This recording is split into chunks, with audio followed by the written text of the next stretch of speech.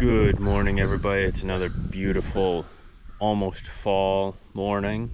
Leaves are starting to change.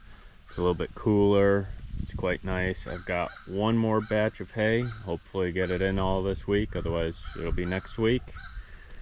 Today is the Heston 1070 maintenance. This is the maintenance that I do before every time I take it out and use it. There's 9 main grease points that I check, and I check the belts, and yeah, let's get to it.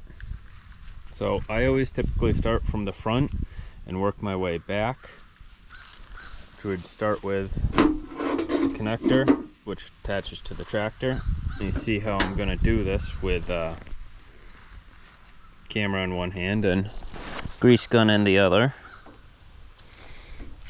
I forgot my camera attachment today, but basically just gonna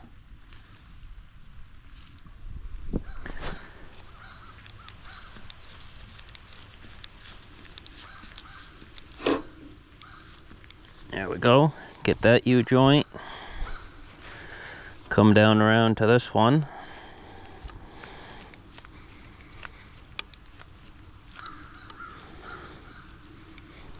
You don't need to add a lot, just enough to help keep them running.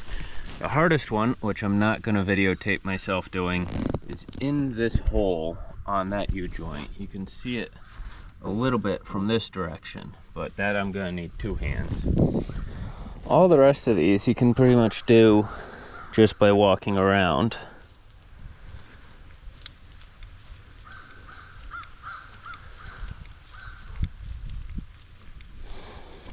And then of course, check your belt tension. These are a little loose. I'm gonna have to tighten those up. And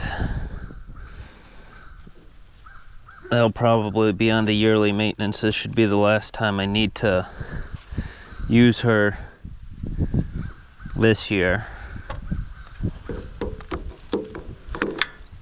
And then I always add just a little bit of grease to the chain to help keep it lubricated. Now these bottom 2, sorry about that, get my hand in the way, are a little bit tricky. There's one right there that you need to go through that hole for, and then there's another one way down there. So try and find a decent spot to put you.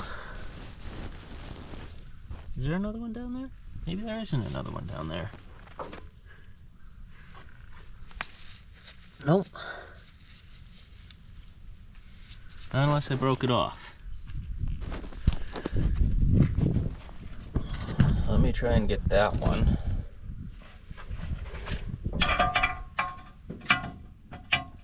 There we are.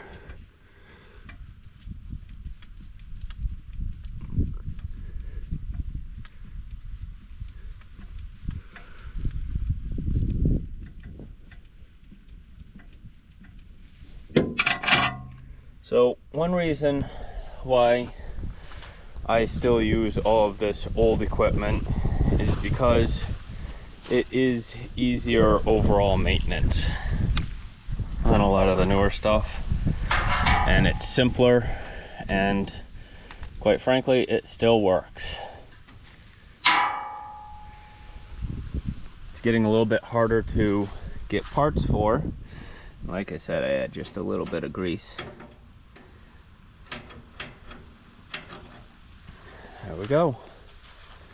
Now I'm gonna fight to get that one, but this winter I'm gonna pick her up, double check all the teeth, and fix all of these teeth. You can see one right there is broken off. I think the rest of them, oh, I got two that I need to replace. 3, yeah.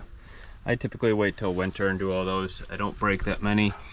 The actual cutting teeth you can see down there, they all look pretty good.